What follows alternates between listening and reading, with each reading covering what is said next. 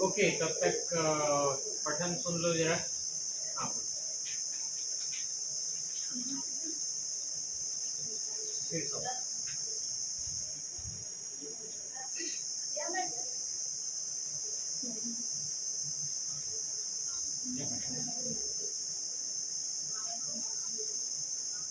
आप पटवाना खड़े रहो तो आपका वीडियो में सुनाएंगे। आज का पठन है, क्या हम हाथ की लकीरों में फंस जाएंगे। बालक 2 हाथ लेकर जन्म लेता है।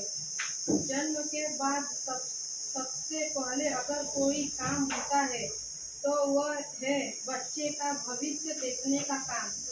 बालक के हाथ में खड़ी अड़ी उलट सुलट लकीरों पर नजर डालकर ज्योतिष से आने वाले वर्ष में यह बच्चा क्या बनेगा, कैसे बनेगा, कैसे होगा आदि भविष्य के बारे में बताते हैं।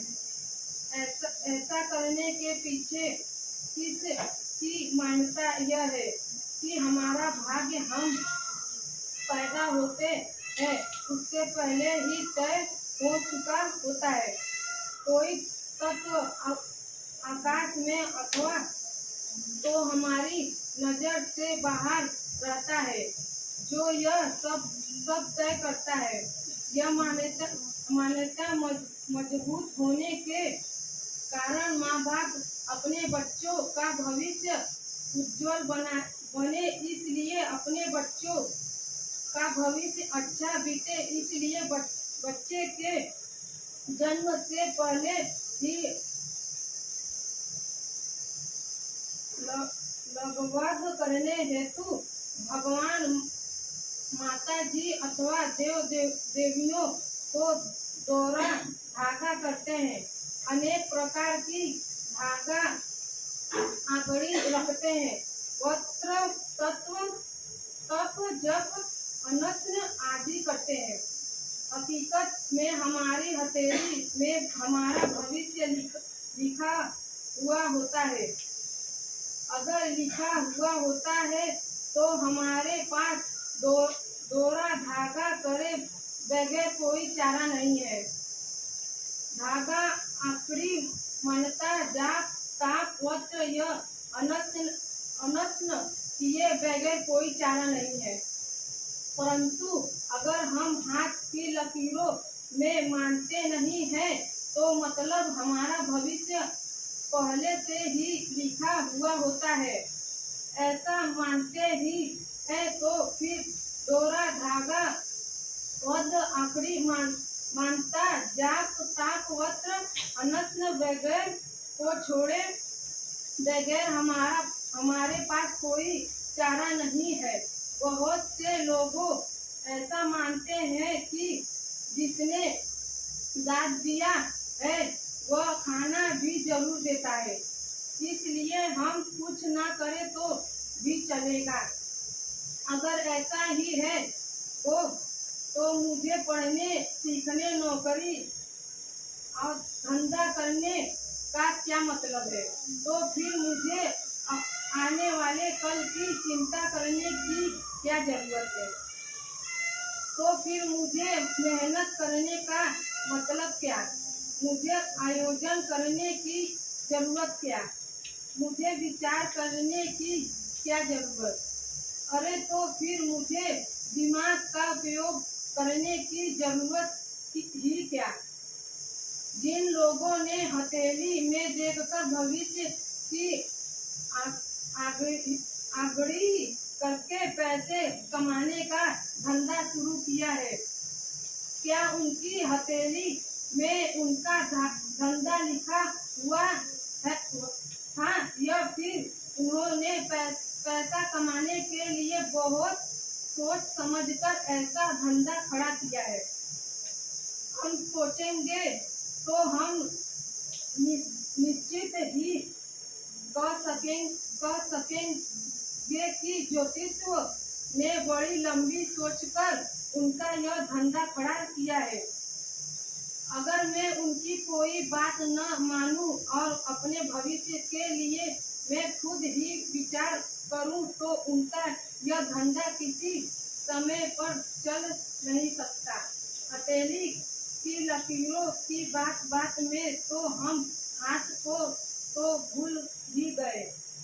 ज्योतिष पक है, उसने ऐसा कपट किया है कि कच्चा पक्का व्यक्ति तो उनका विरोध करने का विचार भी न करे। अभिषेक बच्चन की शादी ऐश्वर्या राय के साथ तय हुई। इस बात ज्योतिषियों को पता चल गया। उन्होंने ऐसा ऐश्वर्या राय की जन्म कुंडली गोत्र देखकर भविष्य की आगाही कर दी कि लड़कियों मंगलिक है। मंगलिक लड़कियों के साथ जो लड़का शादी करेगा उसके जीवन में बहुत बड़ी मुसीबत आते हैं, ऐसी मानता है अमिताभ बच्चन। अमिताभ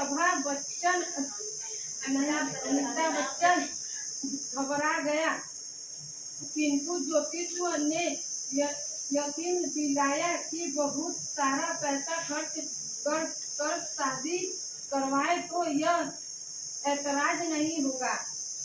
पैसे वाले लोग पैसा खर्च के अपना कोई भी काम करवा लेता है, परंतु गरीब मनुष्य पैसे वाले को देखकर उनके जैसे करने की ठान लेते हैं।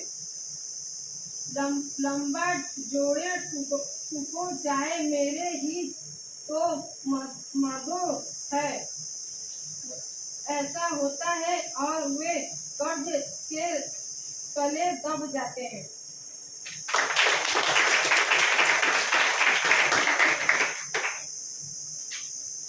दलित शक्ति केंद्र के विद्यार्थी यानी दूसरे के बने हुए रास्ते पर चले वो नहीं, किंतु अपने नए रास्ते पर चले वो। दलित शक्ति केंद्र विद्यार्थी यानी विधि के लेख में मानने वाले या अपने सर पर हाथ रखकर बैठे रहे वो नहीं, किंतु अपने हाथ और दिमाग के इस्तेमाल से कुछ नया सृजन करे वो। दलित शक्ति केंद्र विद्यार्थी यानी हथेली की लकीरों में फंस जाए वो नहीं, किंतु पृथ्वी के पट पर नई लकीरें बनाए वो। हाथ की लकीरों में फंसे हुए लोग हाथ को देख सकते नहीं है। हाथ की लकीरों में फंसे हुए लोग हाथ की सृजन शक्ति का स्वाद वह नहीं कर सकते। हाथ की लकीरों में फंसे हुए लोग अपने हाथ का उपयोग करके अपने भविष्य को संवार सकते नहीं है। हम हाथ में पेंसिल पकड़ लेते हैं और सामने कोरा पेपर पड़ा हो तो धीरे धीरे उस कागज पर चित्र बन जाएगा। हम बालू के ढेर पर बैठे हो कि तुरंत ही हमारे हाथ की उंगलियां बालू में अजब गजब की डिजाइन बनाना शुरू कर देंगे। हमारे हाथ में डोरी का छोटा सा टुकड़ा आ जाए तो तुरंत ही हम उंगलियों पर डोरी को लपेटकर नए खेल खेलने लगेंगे। हमारे पास अलग अलग रंगों से भरी हुई खाली प्लेट आ जाए तो तुरंत ही हमारे हाथ रंगों से जमीन पर रंगोली बना देंगे। ये तमाम सृजन हथेली की लकीरों से नहीं, किंतु मन और हाथ के उपयोग से होता है। दुनिया के तमाम आविष्कार हाथ और मन के उपयोग से ही हुए हैं। हम क्या करना चाहते हैं? हाथ की लकीरों में फंस जाना चाहते हैं या हाथ का उपयोग करना चाहते हैं? हमारे मेहमान जूलियट बहन ने हमें अमेरिका के काले लोग की बात कही।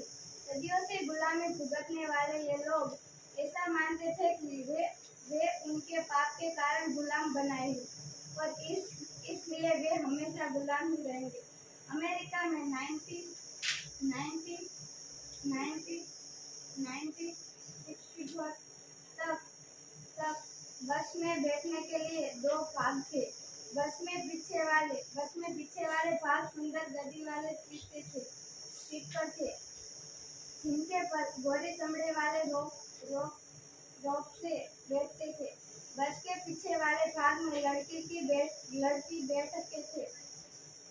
बैठकें थी, जिसके ऊपर काले लोग दबा कर बैठते थे। बस में पीछे की बैठकें भर जाए और आगे की बैठकें खाली हो, फिर भी काली चमड़ी वाले लोग आगे वाली बैठक पर नहीं बैठ सकते थे। कभी कभी कभार ऐसा बनता था कि आगे की सभी बैठ के बढ़ जाए और कोई गोरी चमड़ी वाला व्यक्ति बस में चढ़ता तो बस के पीछे वाले भाग से किसी एक काली व्यक्ति को खड़ा होकर अपनी बैठक गोरा के लिए खाली कर देनी पड़ती थी। रोजा पार्क नाम की काली चमड़ी वाली एक बहन थी जो फैक्ट्री में कपड़े को इस्त्री करने का काम करती थी। शाम को बहुत थक जाती थी। एक दिन वह अपने घर जाने के लिए शाम को बस में बैठी चढ़ी। बहुत थकी हुई थी। बस के पीछे वाले भाग में बैठी। बस चालू हुई। थोड़े दूर एक स्टेशन से एक गोरी चमड़ी वाला व्यक्ति बस में चढ़ा। बस में बहुत भीड़ थी। आगे वाली सभी बैठ के भर गई थी और पीछे वाली भी थी। नियम के मुताबिक कंडक्टर ने रोजा पार्क की गोरे व्यक्ति के लिए अपनी जगह खाली करने को कहा, किंतु रोजा पार्क की जिंदगी में वह दिन कुछ नया ही था। उनके मन में प्रश्न हुआ, मैं क्यों मेरी बैठक खाली करूं? अपने मजबूत हाथ से उसने अपनी बैठक के आगे वाला सलिया पकड़ रखा और बैठक पर उठने से मना कर दी। रोजा पार्क के इर्द गिर्द बहुत सारे काली चमड़ी वाले बैठे थे। उन्होंने भी अपने मजबूत हाथों से सलिए पकड़ रखे और सभी ने बैठक खाली करने से इनकार कर दिया। पुलिस आई और रोजा पार्क के मजबूत हाथ बैठक छोड़ने के लिए तैयार नहीं थे। गोराओं के लिए बैठक न खाली करने के लिए आंदोलन में हजारों लोग शामिल हुए। बसें खाली दौड़ने लगी। बस की कंपनी खर्चे में गई। आखिर गोराओं हारे और अमेरिका में प्रथम बार कानून आया कि तमाम लोग किसी भी प्रकार में भेदभाव के बगैर बस में बैठ सकेंगे। हम चमत्कार हाथ की लकीरों से नहीं किंतु हाथ की मजबूती से हुआ। रोजा पार्क ने काले लोगों की गुलामी नाबूद करने का इतिहास अपने हाथ की लकीरों से नहीं किंतु अपने हाथों से लिखा। डॉक्टर आम्बेडकर, ज्योतिबा फुले इत्यादि ने भी दलित आंदोलन का इतिहास अपने हाथों से बदल दिया। जो हाथ गुलामी बर्दाश्त कर सकते हैं वही हाथ आज़ादी भी पैदा कर सकते हैं। जो हाथ अपमान सहन कर सकते हैं वही हाथ अपमान के विरुद्ध अगन ज्वाला भी प्रज्वलित कर सकते हैं। जो हाथ दूसरों के सामने डर से छूट सकते हैं वही हाथ आकाश में ऊपर उठकर सम्मान का नारा भी लगा सकते हैं। आखिर तो तय हमें ही करना है, क्या हम हाथ की लकीरों में फंस जाएंगे? आज के पठन के लेखक है मार्टिन मैकमैन, हिंदी अनुवाद जयसिंह भाई।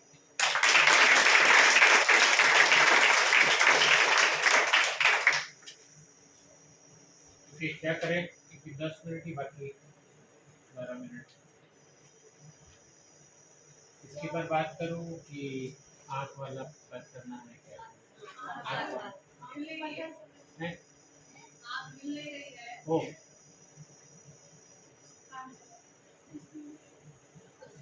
आँख नहीं मिल रही है। कल वो इंडियन में पूरा काम किया था तो शायद वहाँ पर होगी। बहुत सारा सामान पड़ा है वहाँ क्या है?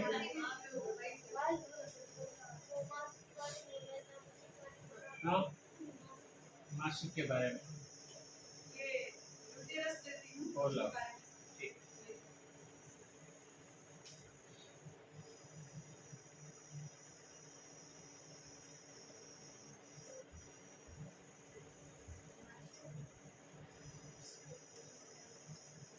ठीक।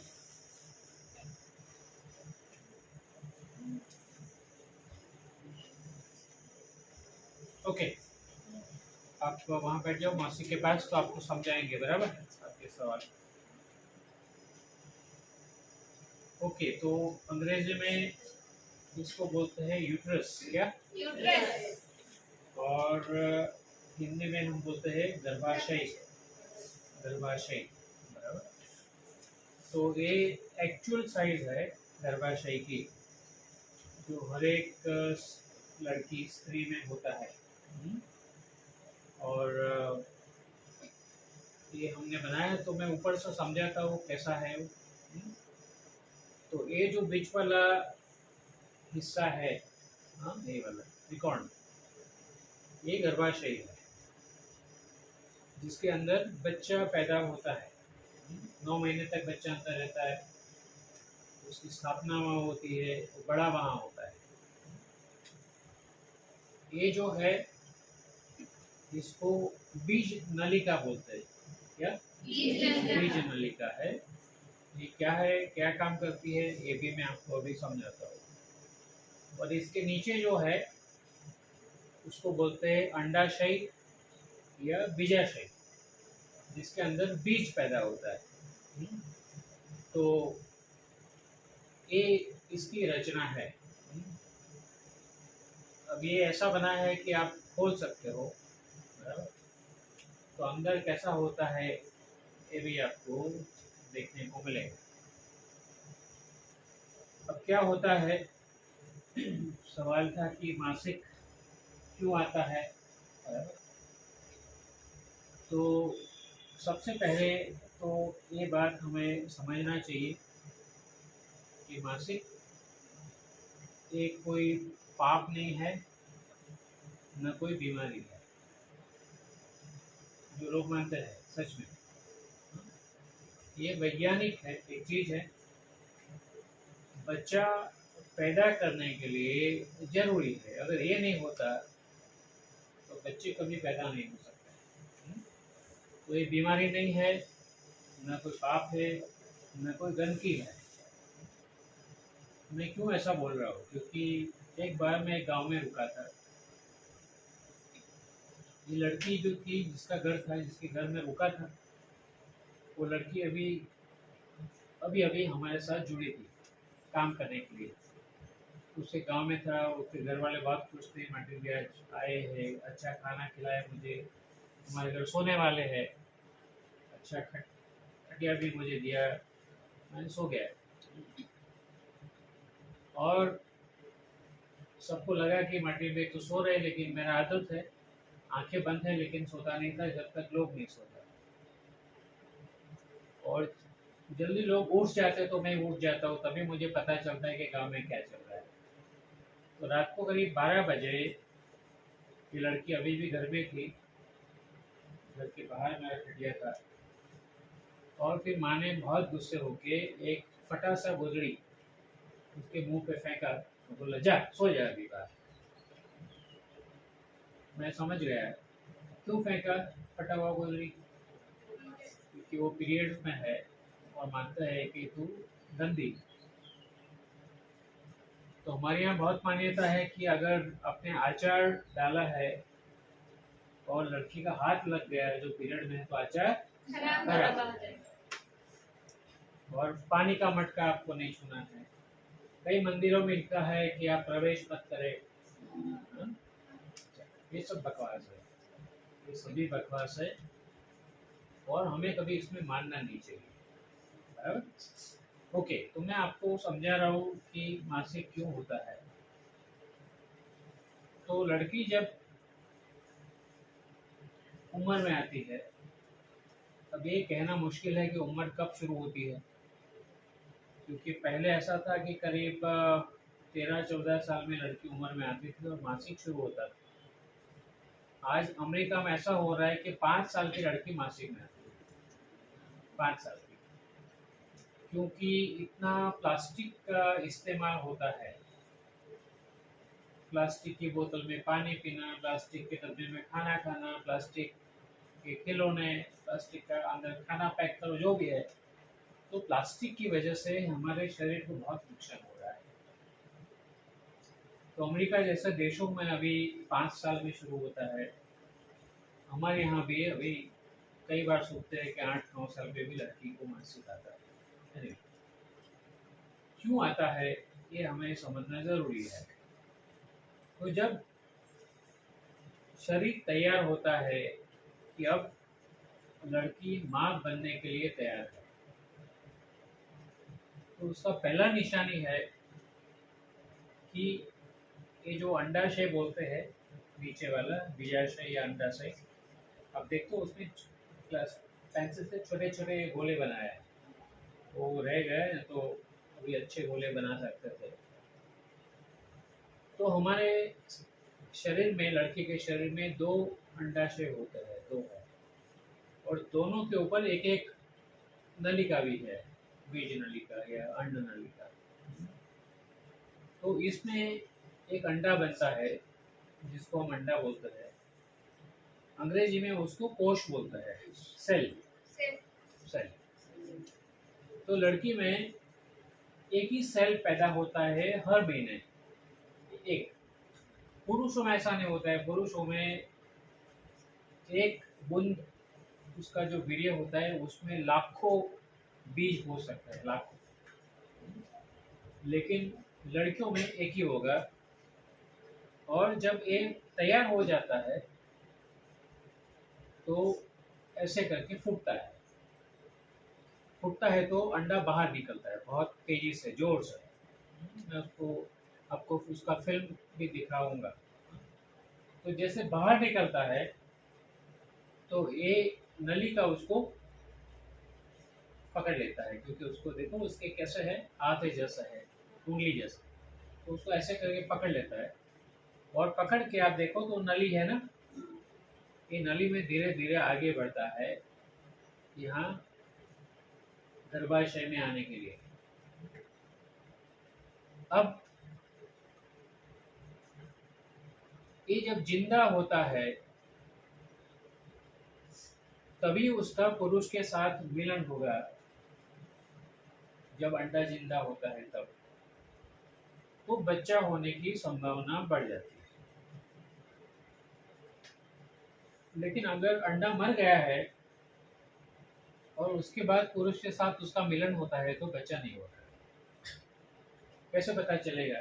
तो पता है ऐसा चलेगा कि ये अंडा जो है स्त्री के शरीर में जो पैदा होता है वो 72 घंटे जिंदा रह सकता है।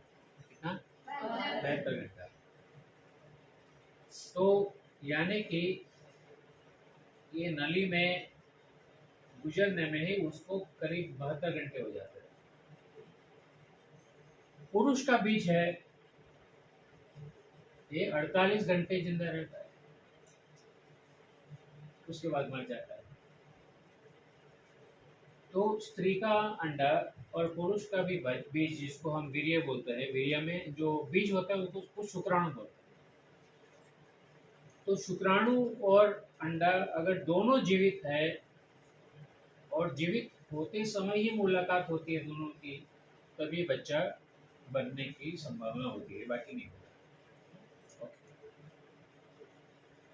जरूरी नहीं है कि अंडा जिंदा है और शुक्राणु भी जिंदा है तो बच्चा होगा ही होगा, बिल्कुल जरूरी नहीं है। क्यों जरूरी है ये भी मैं आपको अभी समझाता हूँ थोड़ी देर। तो अब क्यों होता है मासिक, ये मैं आपको समझाता हूँ। तो हमारे घर में मानो कि कोई मेहमान आने वाले हैं, मम्मी ने बोला आपको कि भाई तैयारी करना, 2 दिन के बाद मेहमान घर पे आने वाले हैं, तो क्या करेंगे आप? तैयारी करेंगे, घर को साफ कर देंगे, बराबर, खाना अच्छा पकाएंगे सुबह के, भी मेहमान आ रहे तो शीरा खिलाओ, हलवा खिलाओ, जो भी है। और उसकी जितनी हो सके हम उसकी देखभाल करेंगे। ऐसा ही शरीर में होता है। जैसे अंडा बन रहा है तो शरीर को पता चल जाता है, दिमाग के अंदर एक केंद्र है, उसको पता चल जाता है कि अभी अंडा बनने की शुरुआत हो गई है, यानी कि अंडा पकेगा, अंडा फूटेगा और बच्चा हो सकता है, तो मेहमान आ सकते हैं, तो तैयारी शुरू करो।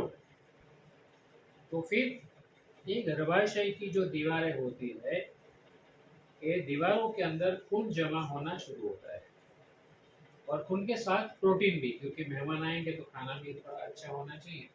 तो ये जो खून होता है उसमें प्रोटीन बहुत ज़्यादा होता है। ओके, तो इसीलिए ये दीवार है थोड़ी मोटी हो जाती है। और जैसे ये अंडा फटता है तो तैयारी यहाँ हो चुकी है कि शायद मेहमान आएंगे तो ये खाना उसको काम आएगा। बट फिर समाचार आया कि मेहमान नहीं आने वाले, क्योंकि अंडा तो फटा है, अंडा जीवित है, लेकिन अभी लड़की की शादी नहीं हुई है, उसका पुरुष के साथ मिलन होने का कोई चांस नहीं है। तो फिर धीरे धीरे वो आएगा यहाँ तक, लेकिन मेहमान नहीं है, तो फिर ये दीवारें टूट जाती है। और टूट जाती है तो ये खून जो बचा हुआ था, संग्रहित हुआ है मेहमान के लिए, वो निकलना शुरू होता है, जिसको हम माहवारी बोलते हैं, मासिक पीरियड्स बोलता है। बराबर समझ आया? ओके।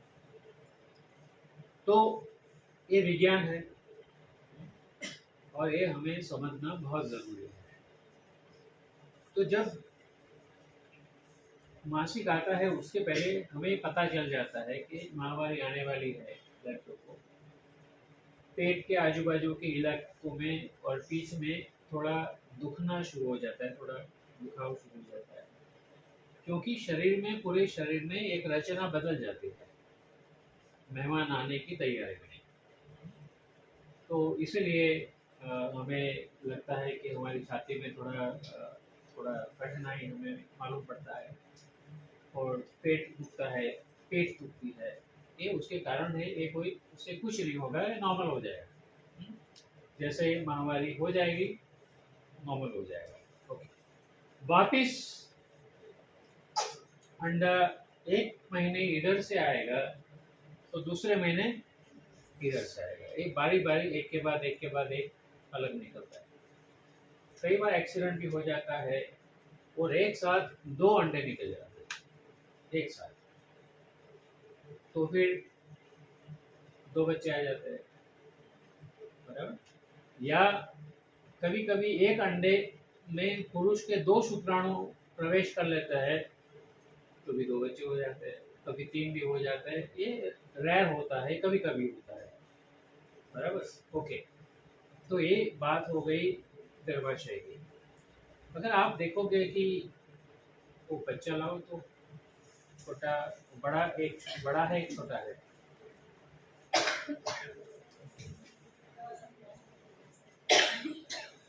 मेरी बात समझ में आ रही? सिंपल।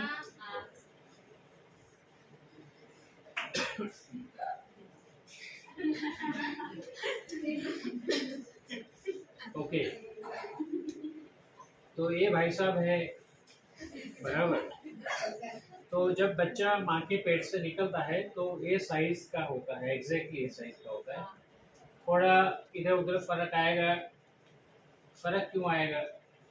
क्योंकि माँ ने प्रेगनेंसी में, गर्भावस्था में अपने आप का कितना ख्याल रखा है, उसके ऊपर बच्चे का साइज और वजन होता है। बराबर? अभी मेरे यहाँ मेरी बहन का बेटा है, उससे वहाँ लड़की आई है 5 साल के बाद, तो एंड्रिया नाम है। अब एंड्रिया को आप उठाओ ना तो ताकत चाहिए आपको उठाने के लिए। अभी तो 7 महीने की हुई, लेकिन काफ़ी वजन है, करीब 11 किलो है, 9-10 पट्टी एकदम मजबूत है, क्योंकि पैदा हुई तभी 4 किलो ऊपर थी। हाँ, अच्छा। लेकिन मैं गांव में काम करता था तो मैं देखता था कि बच्चे बहुत छोटे आते थे, तो मैं महिलाओं को पूछता था कि ऐसा क्यों है, ये बच्चे इतने छोटे क्यों हैं। तो मुझे समझाते थे कि भैया बात ऐसी है कि हमारे यहाँ बहुत औरतें मर जाती थी, क्योंकि हम खाते थे प्रेगनेंसी में कि भाई बच्चा पालना है तो खाओ, तो बच्चा बड़ा होता था और प्रसूति के समय अगर कॉम्प्लिकेशन हो जाता था तो बाजू में डॉक्टर नहीं है, अस्पताल नहीं है, तो घर पे दाई होती है सिर्फ, और दाई को सब ज्ञान नहीं होता है, तो कभी कभी बच्चा मर जाता था। तो इसीलिए हमने तय किया कि छोटा बच्चा रहेगा तो आसानी से प्रसूति हो जाएगी, तो फिर महिला खाती नहीं है। अगर बच्चा छोटा आ जाता है, यानी कि उसको बहुत संघर्ष करना पड़ता है जिंदगी जीने के लिए, वो बार बार बीमार पड़ जाएगा, क्योंकि उसके शरीर में ताकत बिल्कुल नहीं है, रोग प्रतिकारक शक्ति बहुत कम है।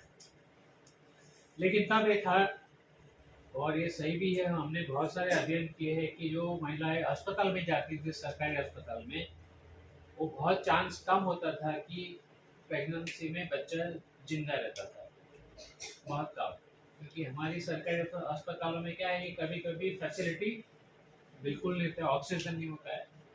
हाँ, ओके, लेकिन डरने की बात नहीं है, अभी काफ़ी बदल चुका है।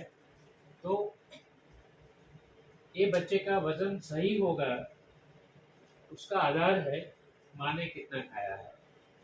ओके, लेकिन ये देखो कि ये जगह इतनी छोटी है ना, इसमें ये भाई साहब कैसे फिट होंगे? कैसे हो सकता है?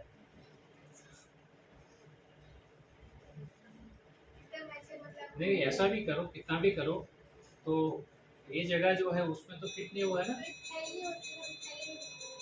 हाँ, तो ऐसा होता है कि अभी जो जगह है हमारे गर्भाशय के अंदर, वो इतना बड़ा है सिर्फ 1 चम्मच पानी अंदर आ सकता है।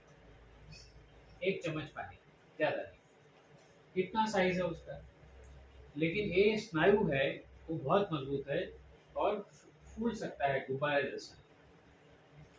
तो जैसे जैसे बच्चा बढ़ेगा वो फूलता है, बराबर। ये शरीर का बहुत मजबूत स्नायु है, क्योंकि 9 महीने तक बच्चे को पकड़ के रखता है। हाँ, बहुत मजबूत होता है। तो इसीलिए बच्चा उसमें सलामत होता है, बराबर। और अच्छा, तो ये बता दिया मैंने आपको कि ये छोटा क्यों है और ये क्यों बड़ा होता है, बराबर। ओके, अभी यहाँ रुक जाते हैं। आपका कोई सवाल है? बोलो। मतलब कि इसकी आंखें मतलब पैदा होने के बाद खुलने की गर्भ मतलब माँ के गर्भ में नहीं देखता है पैदा होने के बाद क्या? इसकी आंखें अच्छा, उसकी आंखें, उसकी, हाँ, कि बच्चा देखता है कि नहीं देखता है। तो आपको देखता है तो बच्चा हंसता भी है ना, छोटा बच्चा तो देखता तो है। ओके, तो लेकिन सही बात है, बहुत अच्छा सवाल है। एक्चुअली बच्चे को बहुत कम दिखता है, जब पैदा होता है उसके बाद बच्चे को बहुत कम दिखता है, क्योंकि अभी तक उसकी आंखों का जो, ये कैमरे का लेंस जैसा है, अभी लेंस सेट नहीं हुआ है। आप ऐसा करते हो ना, फोटो लेते हो तब जब साफ दिखे, फिर या आपके मोबाइल में लोगे तो इधर जाओगे उधर जाओगे, जब तक क्लियर पिक्चर नहीं आता है। तो बच्चे को पैदा होने के बाद अभी सेटिंग बाकी है लेंस का। वो हंसता इसलिए है क्योंकि आप हंसते हो तो उसका दिमाग को पता चलता है कि कोई आवाज़ कर रहा है, तो वो भी आवाज़ करता है। तो हमें लगता है कि वाह मेरा बच्चा हंस रहा है, लेकिन वो आपको उल्लू बना रहा है। तो कुछ पता नहीं चल रहा है। हाँ, बराबर। ओके, तो आप देखोगे तो बच्चा धीरे धीरे ऐसे देखता है, हाँ, ऐसे, क्योंकि वो कोशिश कर रहा है पहचानने का, उसका अभी सेटिंग बाकी है। ऐसे ही आप, ये बच्चा है उसका सिर है, ये करो तो ऐसा होगा, क्योंकि ये हड्डी अभी बनी नहीं है, धीरे धीरे हड्डी बनती है। तो अगर ये बच्चा यहाँ से गिर जाएगा तो उसको कुछ नहीं होगा, क्योंकि उसकी एक भी हड्डी नहीं टूटेगी। इतना ही नहीं, अमेरिका में प्रसूति करने का एक नया रास्ता है, लोग डर गए। अमेरिका में अभी प्रसूति ऐसे नहीं होती कि महिला को सुलाते हैं और बच्चा निकालता है। अमेरिका में एक नया पद्धति है कि एक बड़ा जो टब है पानी का, स्विमिंग पूल, उसमें महिला को बैठा देते हैं, ऐसे खड़ा कर देते हैं, और बच्चा आसानी से बाहर आता है खड़े खड़े। और ये बच्चा है ना, उसको छोड़ दो पानी में, वो तैरना शुरू कर देता है, क्योंकि कुदरत है ना, उसको पता है कि आपको जिंदा कैसे रहना है।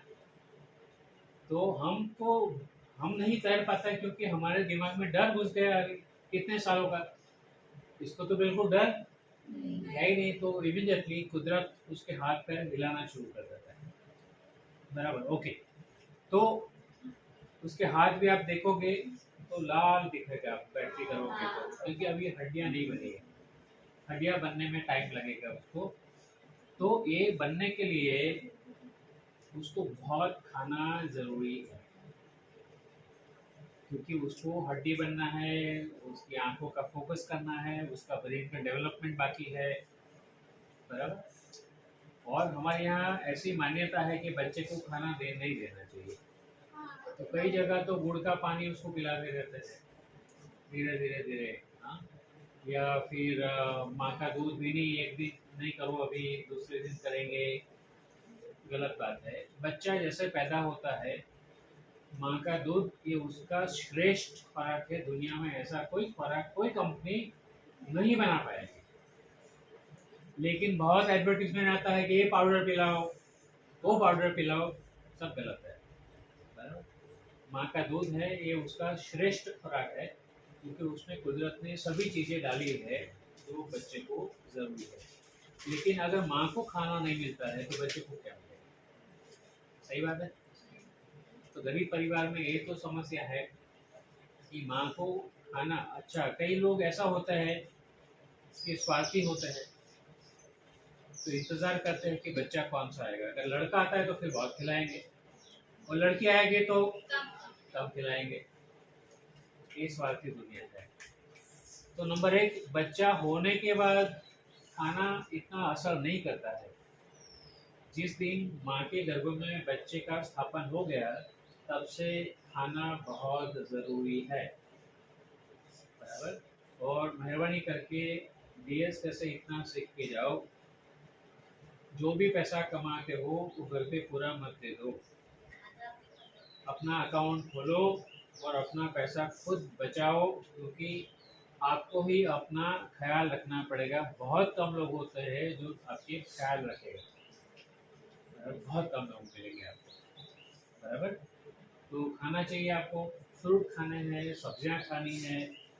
कई लोग मानते हैं कि नहीं नहीं ये नॉनवेज बिल्कुल नहीं, अंडा वंडा, बराबर। देखो ये विज्ञान का ज़माना है, आप मटन खाओ, मच्छी खाओ, ना खाओ, कोई फर्क, ठीक है, नहीं मत खाना।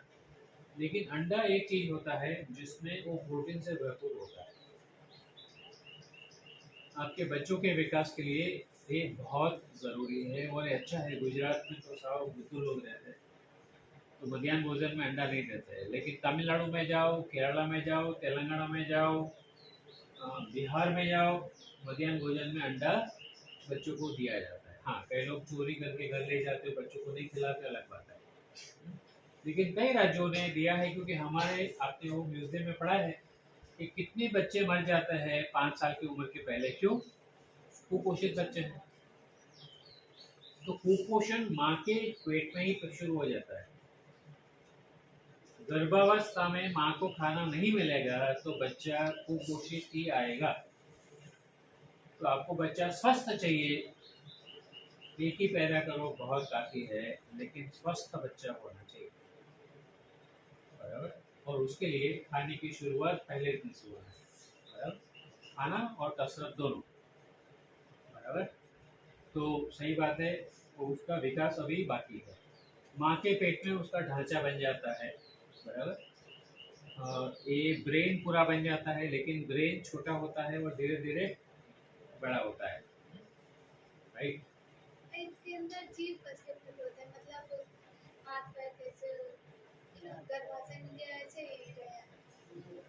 तो गर्भाशय में हाथ पैर हिलाता है वो बच्चा, क्योंकि और कभी आवाज़ भी करता है, बराबर।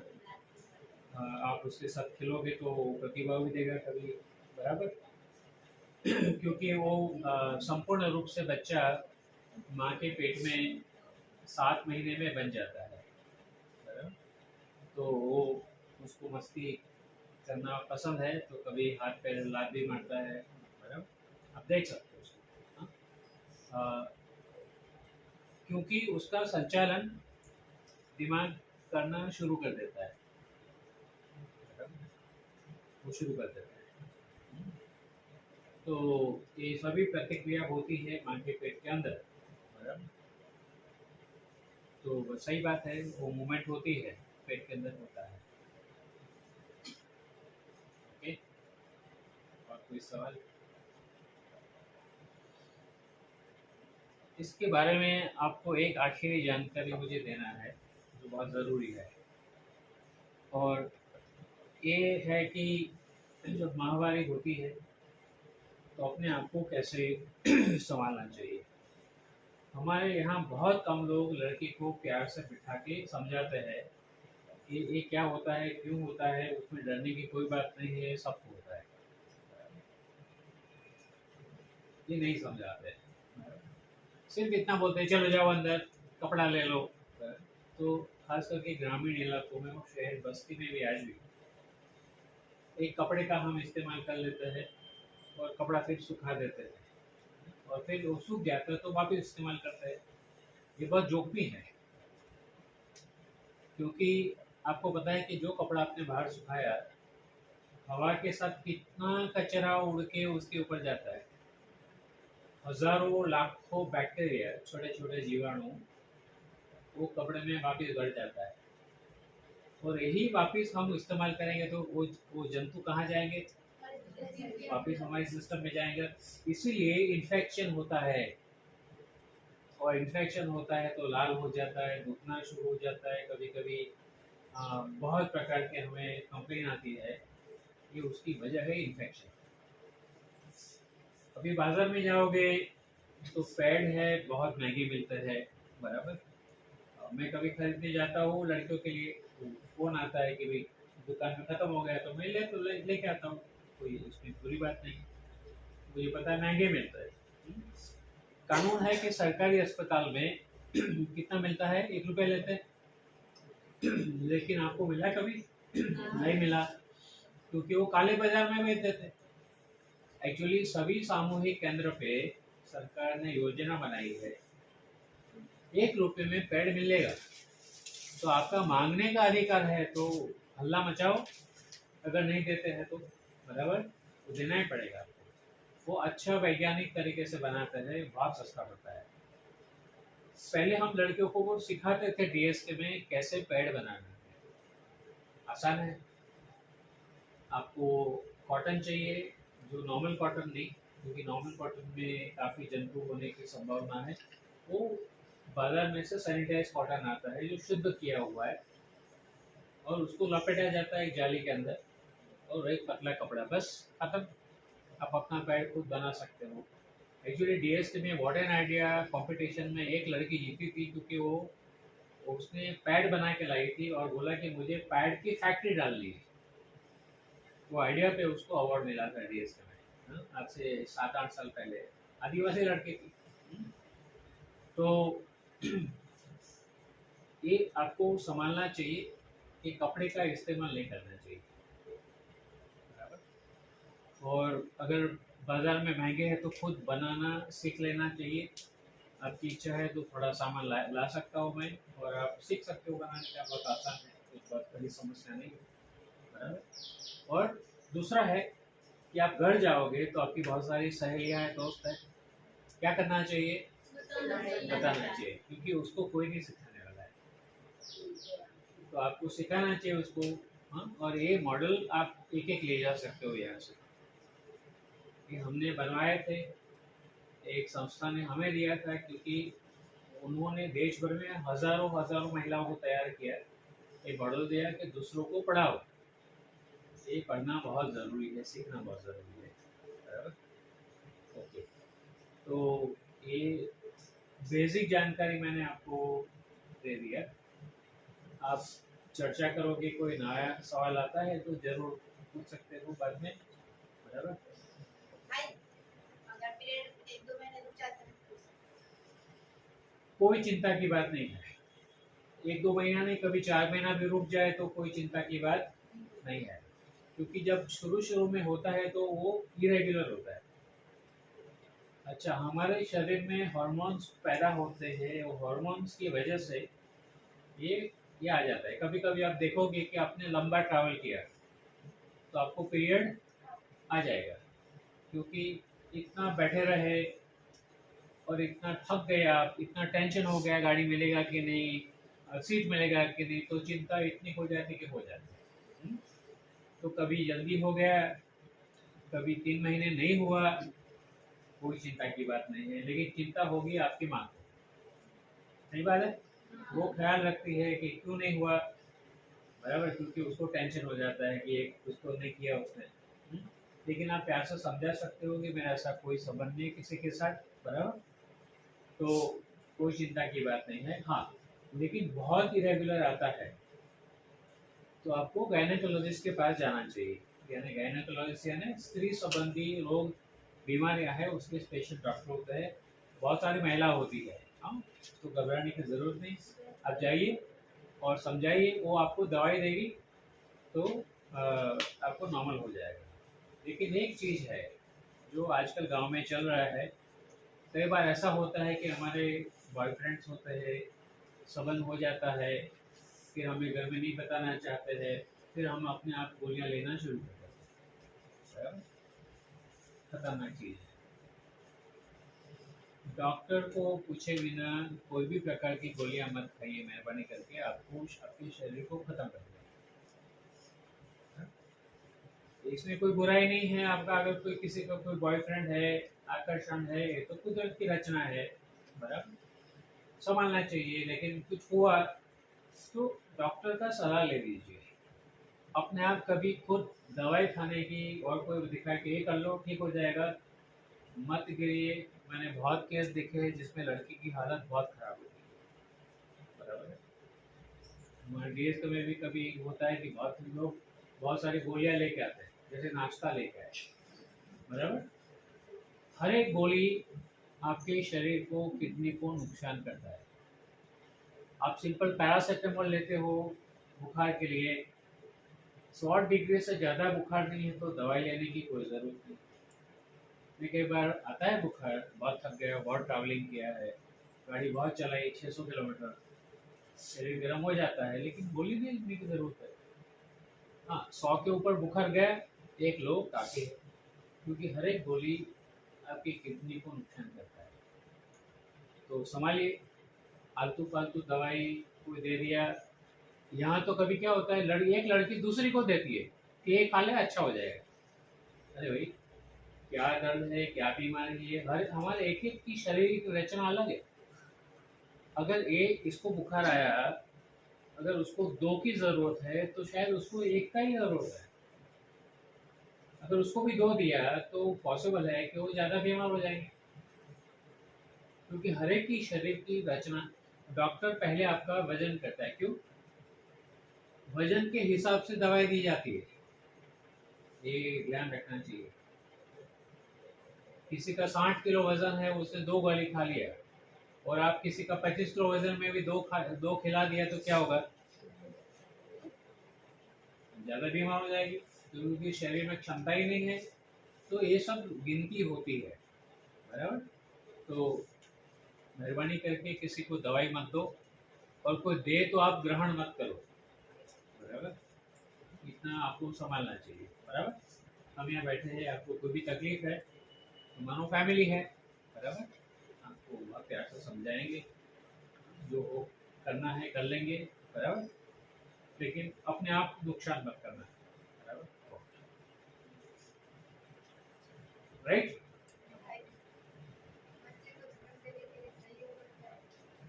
बच्चे को उम्र, अच्छा, 2 उम्र होती है, एक शरीर की उम्र होती है। जिस दिन आपको माहवारी शुरू हो गया उस दिन आप माँ बनने के लिए तैयार हो गए शरीर से। भले आपकी उम्र 9 साल है, 10 साल है, 11 साल है, कुदरत ने आपको शक्ति दे दिया, आप बच्चा पैदा कर सकते हो। लेकिन याद रखो कि बच्चे को पैदा तभी करना है जब आपकी मानसिक उम्र बराबर होती है। अगर आप ही बच्चे हो और अपने आप को नहीं संभाल पाते हो तो फिर बच्चा कैसे संभालोगे ना? तो फिर मानसिक उम्र को देखना है, और हमारी मानसिक उम्र मेरे हिसाब से, और जो भी वैज्ञानिक मनोवैज्ञानिक बोलते हैं, 25 साल की उम्र के पहले कोई बच्चा पैदा नहीं करना चाहिए। कितना? 25 साल। क्योंकि तब तक आप बड़े हो चुके हो, आपकी सोचने की क्षमता ठीक हो गई है, अब दुनियादारी को पहचानने लगे हो, आप अपने खुद के फैसले ले सकते हो, बराबर। कभी कभी कभी रिश्ते में लड़की आती है बराबर। छोटी लड़की एकदम पतली सी और मेरी ऑफिस में आ जाती है तो समस्या लेके, और फिर मैं दूर से बात करता हूँ कि भाई ये लड़की आ गई और क्या करे। फिर मुझे पता चलता है कि वो छोटी जो लड़की दिखती है अभी 21 साल की, वो 4 बच्चे की माँ है। बंगाल की खास करके लड़कियां आती है, वो अभी तो 22 साल की नहीं हुई और 3 बच्चे हुए हैं। और इतनी बुरी लगती है, रोना आ जाता है मुझे तो उसको देख के, बहुत रोना आ जाता है कि क्या उसकी हालत माँ बाप ने कर दी, क्यों कर दी, बचपन में उसको मार डाला। बराबर। तो प्रेशर आ जाता है कि 13 साल में बस अभी लड़की को मासिक शुरू हुआ, शादी करवा दो, क्योंकि टेंशन हो गया कुछ हो जाएगा। तो माँ बाप को प्रेम से समझाओ कि भाई मैं जिम्मेदार हूँ, हाँ चिंता मत करो, बराबर। लेकिन अभी मेरी शादी की उम्र नहीं है। और शादी के बाद मानो कि 21 साल में 20 साल में शादी हो भी गई तो बच्चा करना ना करना वो हमारे हाथ की बात है, बराबर। मैं आपको समझाऊंगा कि कैसे हाथ की बात है। मैंने अभी आपको 2 चीज समझाई। बच्चा कब होगा, जब अंडा जीवित हो तब। जब अंडा नहीं जीवित होता है और स्त्री पुरुष संबंध होता है, कोई बच्चा नहीं ठहरता। ये विज्ञान है, आपको जानकारी दे सकते हैं। एक किताब भी होगी यहाँ पे। आप अपना टाइम टेबल हर महीने का बना सकते हो कि कौन से दिन है जो सलामत होते हैं, कौन से दिन है जहाँ माहवारी के दिन होते हैं, कौन से दिन है जहाँ बच्चा ठहरने की संभावना 100% हो जाती है, बराबर। तो आपको मैं समझा सकता हूँ आराम से कैलेंडर बना के, बराबर। लेकिन आपको ये फैसला आपके हाथ में है, दबाव में मत आओ। लेकिन मेरे हिसाब से 25 साल की उम्र में के पहले माँ बनना आपकी जिंदगी के लिए अच्छा नहीं है, क्योंकि एक बच्चा पालना आज के ज़माने में बहुत बहुत मुश्किल है, बहुत मुश्किल है, बराबर। क्योंकि बच्चे की बहुत ज़रूरत होती है। पहले के हम बच्चे थे तो हमें तो कुछ नहीं पता होता था। एक थैली पकड़ा देते थे हाथ में, एक स्लेट और एक पेन, स्कूल में जाओ। अभी बच्चे स्कूल जाते हैं केजी में तो उससे वजन से एक ज़्यादा वजन उसके बैग का होता है। उसमें पानी का बोतल, नाश्ते का डिब्बा, बराबर। ये एक्सरसाइज, ये प्रोजेक्ट करना है, वो प्रोजेक्ट करना है, ढेर सारी किताबें। अगर आपके पास पैसे नहीं है, बच्चे को पैदा करके क्या करना है, बराबर। मेरे साथ एक लड़का पढ़ता था स्कूल में, और उसकी जो शादी हुई वो लड़की भी एक्सीडेंटली मेरे क्लास में थी। लड़का मुझे बाद में मिला, लड़की मेरे साथ 4th कक्षा में था और वो थी, उसका घर स्कूल के बाजू में ही था। हम कभी उसके बाद नहीं मिले। मैं बॉडी में गया, साथ में वो लड़का वहाँ आया जिसके साथ बाद में सालों के बाद उसकी शादी हुई। ओके। तो हमारे समय में SSC 11 कक्षा में था, 10 नहीं था हमारा। 10+2 हो आपका, हमारा 11 और सीधा कॉलेज होता था, 4 साल कॉलेज। तो SSC में हो गया 16 साल की उम्र में, और मैं कॉलेज में गया, अहमदाबाद आया। अहमदाबाद की बड़ी कॉलेज है, सेंट जेम्स कॉलेज।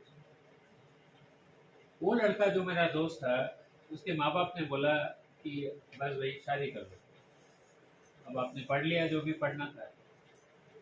मैंने उसको समझाया कि तू पागल हो गया है, बराबर। क्योंकि मेरी समझ बचपन से ही बहुत ज़्यादा थी, मेरे दोस्त ऐसे थे तो मैं बहुत पढ़ता था, बराबर। और हद से ज़्यादा मुझे जानकारी भी होती थी, क्योंकि दोस्त भी ऐसे थे, जायदाद का स्टडी करता रहता था। मैंने उसको समझाया तो बोलते क्या करूँ, मेरे पिताजी चिल्ला रहे, माँ चिल्ला रहे कि हम तो बूढ़े हो गए, कल मर जाएंगे, तो जल्दी जल्दी शादी करो, जल्दी जल्दी बच्चा पैदा करो, तो हम बच्चे का मुंह देख के मरेंगे। अब वो आ गया और शादी कर ली। मैं उसको करीब 4 साल के 5 साल के बाद मिला। कॉलेज में ख़त्म हो गई थी, 21 साल का मैं था। वो मुझे मिल गया एक्सीडेंटली। उसके 3 बच्चे थे, बराबर। मैंने बोला माँ बाप जिंदा है कि मर गए? तो नहीं, अभी दोनों जिंदा है, अच्छे है, मजबूत है। बराबर। लड़की को देखो तो एकदम जैसे बुढ़ी औरत है। याद रखो, एक बच्चा माँ के शरीर पे इतना मारता है ना कि लड़की की हालत खराब हो जाती है। लड़की होगी वो इतना माँ के उसमें से नहीं निकाल खा लेगी जितना लड़का खाता है। लड़का पैदा होता है तो माँ के हड्डियों में से प्रोटीन ले लेता है। अगर आपने 3 लड़के पैदा कर दिए तो ये माँ जब गिरेगी ना तो उसकी हड्डी जल्दी से टूटेगी, क्योंकि हड्डियाँ कमज़ोर हो जाती। जितने लड़के ज़्यादा पैदा करोगे उतनी हड्डियाँ आपकी कमज़ोर हो जाएगी। ये सब विज्ञान है। तो तब के ज़माने में तो मेरे घर में कितने, हम 11 भाई बहन हैं, 11 है, बराबर। 9 जिंदा है, 2 बहनें की मौत हो गई थी, बराबर। तो मैं, मेरी माँ और सब कुछ चिढ़ाता भी था कि हम 11 है और दादी जिंदा है अभी, बराबर। तो फुटबॉल की टीम है और एक रेफरी भी है घर में, बराबर। इतनी बड़ी टीम है। हाँ? आज के ज़माने में एक बच्चे से ज़्यादा बच्चा पैदा करना मूर्खामी है। अगर आप सही तरह से आपके बच्चे को अच्छा बनाना चाहते हो, लड़का हो या लड़की, कोई फर्क नहीं होना चाहिए, दोनों बराबर। तो ये हमारे हाथ में है। तो माँ बाप तो बहुत प्रेशर करते हैं शादी के लिए। मेरे हिसाब से जब तक आप अपने पैरों पे नहीं खड़े रहते हो, अपना पैसा कमाते नहीं हो, आपका बैंक अकाउंट नहीं है, बराबर, मत करो शादी। और 25 के पहले बच्चा भी मत पैदा करो। और मैं ऐसे सलाह नहीं देता हूँ। मेरा छोटा बच्चा है, लड़का तन्मय, वो साइंटिस्ट है, अमेरिका में है अभी। वो 33 साल का है, अभी शादी नहीं किया है। मैं कभी पूछता हूँ उसको कि भैया क्या करना है, बोलता आप चिंता मत करो, मैं वो बिल्कुल नहीं कर रहा हूँ, बराबर। बोलता मुझे सेट होने दो पहले। अब क्या है, उसने PhD कर लिया है, साइंटिस्ट बन गया है, उसको महीने 4 लाख सैलरी है, बराबर। अब बोलते नहीं मुझे तो बहुत अभी आगे पढ़ाई बाकी है और आगे जाना है। मैं क्या हूँ, जल्दबाजी क्या है, मैं करूँगा, ठीक करो। दूसरा बच्चा बड़ा है, वो भी अभी 37 साल का हो गया, 37। बच्चा नहीं है, क्यों, मतलब अभी टाइम है। हम पहले सेट हो जाए और पैसे कमा ले, क्योंकि बच्चा को पालने के लिए बहुत पैसे चाहिए। तो एक प्लानिंग का सवाल है सही में। आप ये देखो, एक छोटा बच्चा हमारे यहाँ है ना, उसमें कितना एनर्जी है, बहुत है ना। तो उसको पालने के लिए कोई चाहिए, उसकी ज़रूरत बहुत होती है, मानसिक भी होती है, शारीरिक भी होती है। तो ये हमें समझना चाहिए। मुझे भी प्रेशर आता था, मैंने शादी किया जब, तो मेरी दादी जिंदा थी, बराबर। मेरे माँ, पिताजी, बराबर। तो मेरी माँ बोलती कभी, अरे तेरे बाप बोल रहे, देखो पिताजी बोल रहे कि भाई जल्दी करो ना, अभी एक बच्चा पैदा कर दो। लेकिन आपको लोगों को दूसरी शादी करनी है तो कर लो, मुझे क्यों परेशान कर रहे हो। आप जिंदा रहो या मर जाओ, उससे मेरा कोई बहुत ताल्लुक नहीं है, क्योंकि आप जिंदा रहो और आपको दिखाने के लिए बच्चा पैदा करना है तो जरूर नहीं। हाँ, सभी को एक बार है मानना है, लेकिन ये प्रेशर डालो कि नहीं नहीं जल्दी जल्दी पैदा कर दो, गलत बात है। आज भारत में खुश हो रहे हैं कि हम चाइना से भी आगे गए। 140 करोड़ लोग हैं और हालत क्या है लोगों की झोपड़पट्टी में। मैं पुणे गया था एक बार, पुणे की झोपड़पट्टी में हमारे साथ एक लड़की काम करती, मुझे ले गई, मैं खाना नहीं खा पाया। एक झोपड़ा है प्लास्टिक का, तो प्लास्टिक के झोपड़ा में, यानी मानो ना, यहाँ से लेके यहाँ तक का ये तिजोरी है, यहाँ तक इतनी झोपड़ी है।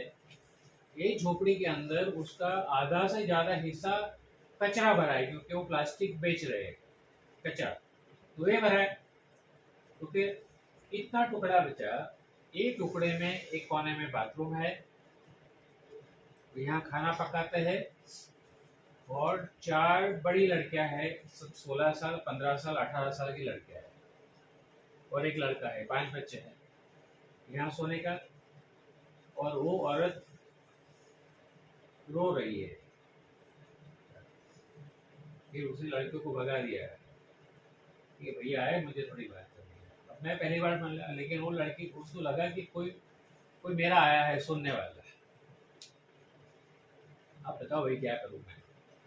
मेरा पति एड्स की बीमारी लेके आया है, क्योंकि ट्रक ड्राइवर है, तो जहाँ भी जाता है कोई संबंध बनाता है, एड्स हो गया है उसको। अब एक बड़ी बड़ी लड़कियां है, वो हर रोज बोलता है, मुझे प्रेशर करता है कि नहीं, मुझे संबंध तो चाहिए ही मेरे साथ। अब इतनी जगह पे हम 6 लोग सो रहे हैं, क्या करूँ। तो जिंदगी जीना चाहिए, इज्जत से जीना चाहिए, अच्छा घर होना चाहिए, आपकी प्राइवेसी होनी चाहिए, बच्चे को सब लोग मिलना चाहिए। बाकी ऐसे ही ढेर सारा पैदा करके क्या करना है।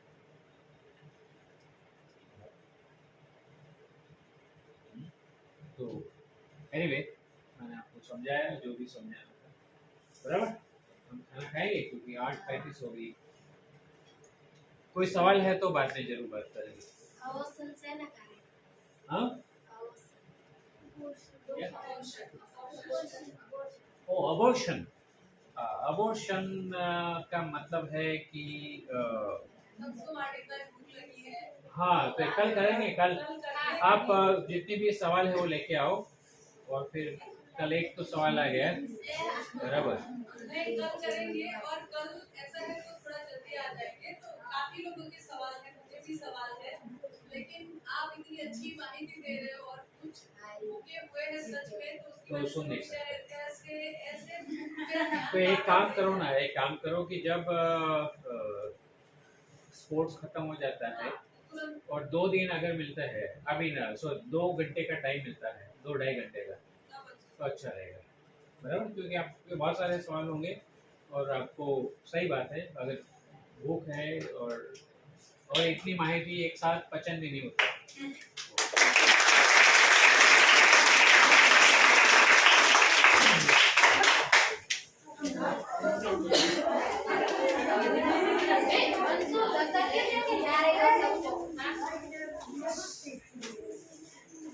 अपन मन ने कम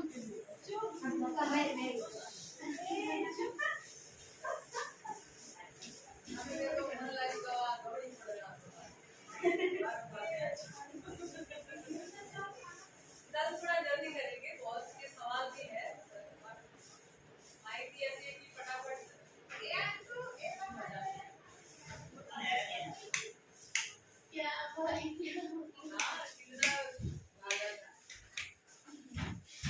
Look at you.